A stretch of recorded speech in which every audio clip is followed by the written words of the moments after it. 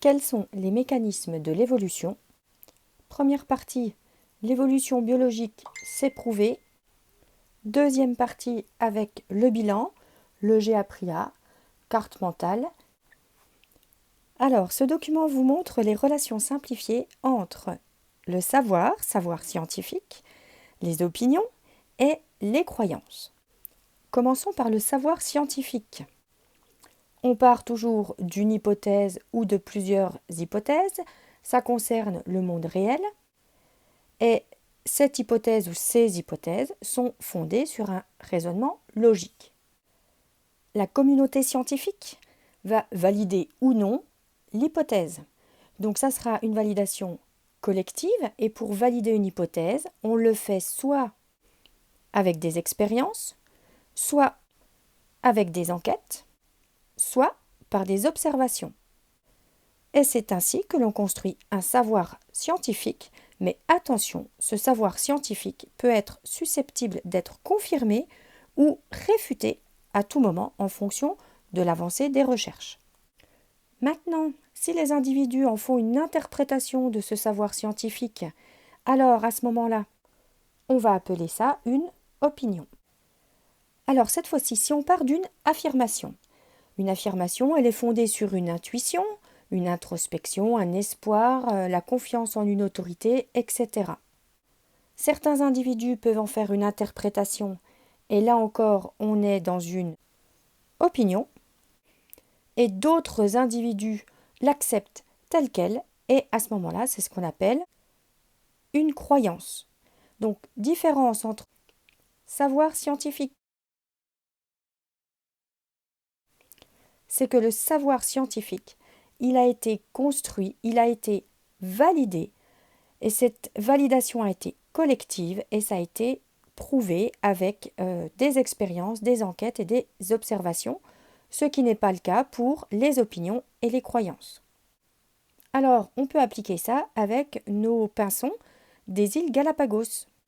Pour démontrer l'évolution, on a deux types de preuves. Les preuves expérimentales et les preuves dites historiques, c'est-à-dire que ce sont des reconstitutions à partir d'enquêtes et d'indices, un petit peu comme dans une enquête de police. Pour nos pinsons, il existe un ensemble de données cohérentes. Alors, première donnée, il existe 15 espèces de pinsons très proches parentes sur les îles des Galapagos. Les Galapagos, ce sont des îles qui se sont formées il y a 4 à 5 millions d'années. Sur le continent, donc à l'équateur, un pinson proche parent des pinsons des Galapagos existe. C'est ce qu'on appelle un sporophile obscur. Et on a vu que des oiseaux peuvent voler du continent jusqu'aux îles Galapagos. Donc tout ça, c'est irréfutable. Et on a pu faire une reconstitution. Donc cette reconstitution, c'est il y a 4 à 5 millions d'années au plus, un groupe de pinsons qui existait sur le continent, a volé jusqu'aux îles Galapagos.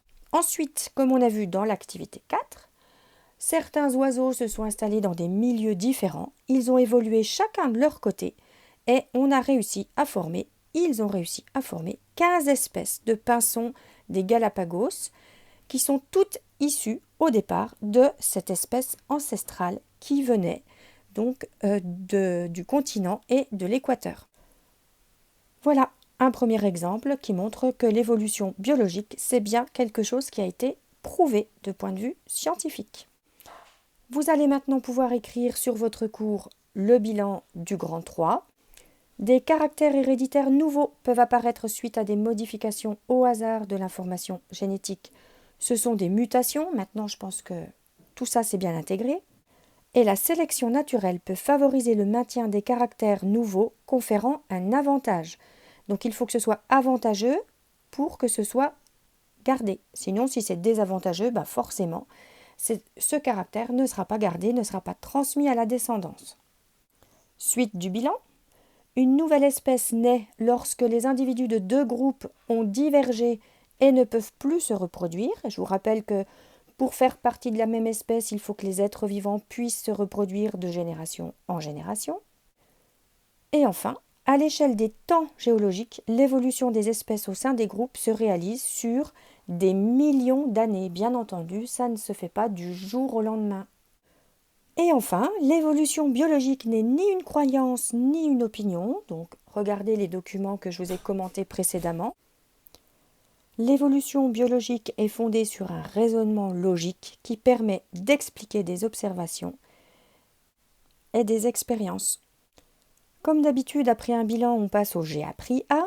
Donc maintenant, vous savez identifier les mécanismes à l'origine des dynamiques des populations. Donc c'est les histoires de mutation, de gènes, d'allèles, apparition de caractères nouveaux. Après, ce caractère, il est maintenu parce qu'il peut être transmissible à la descendance ou pas. Et vous savez aussi maintenant expliquer l'évolution des espèces par des processus de sélection naturelle en mettant en relation les caractéristiques phénotypiques d'organismes issus du hasard de la reproduction avec des conditions qui les rendent plus aptes à se reproduire. Vous vous rappelez ce que c'est le phénotype d'un individu? C'est l'ensemble de ses caractères visibles. À la différence de génotype, c'est l'ensemble des gènes et des allèles portés par un individu. Donc rappelez-vous bien ce que c'est que la sélection naturelle et le fait que ces nouveaux allèles peuvent être gardés et transmis à la descendance lorsqu'ils confèrent un avantage à l'être vivant. Et vous voyez ici que je fais référence aux liens, les vidéos qui sont mises en lien sur le Padlet. Donc la théorie darwinienne de l'évolution que vous deviez regarder. Et puis un C'est pas sorcier sur l'évolution. Bien entendu, vous avez encore d'autres vidéos qui sont disponibles sur le Padlet. Allez, on y est presque. Cette fois-ci, l'explication du schéma bilan. Ce schéma bilan, vous pouvez aussi le retrouver sur le Padlet. Alors, vous avez une population d'animaux, ici des pinsons par exemple.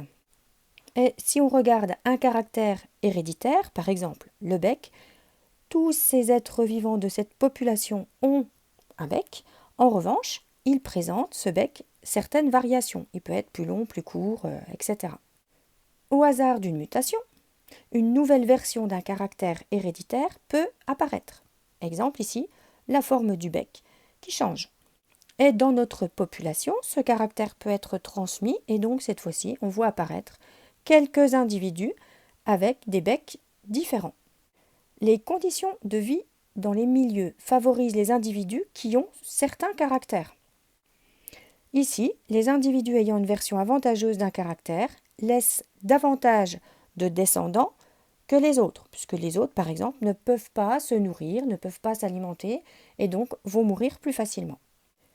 Et ainsi, au fur et à mesure des générations, les individus changent. Et cette fois-ci, on obtient une population différente de la première et ils ont tous les mêmes becs parce que ça présente un caractère avantageux pour eux. Dernière partie du bilan, la formation de nouvelles espèces.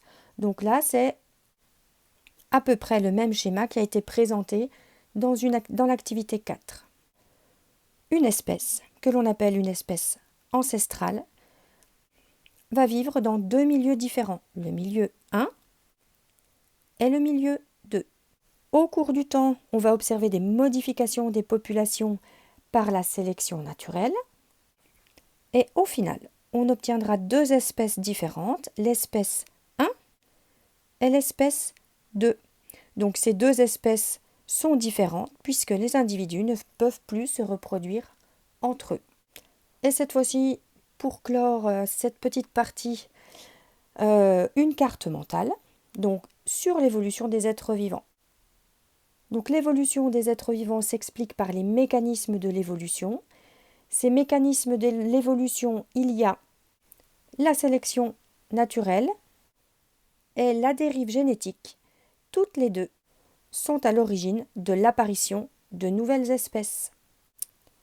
Voilà, il ne vous reste plus qu'à mettre le cours à jour et bien entendu à l'apprendre. Bon courage!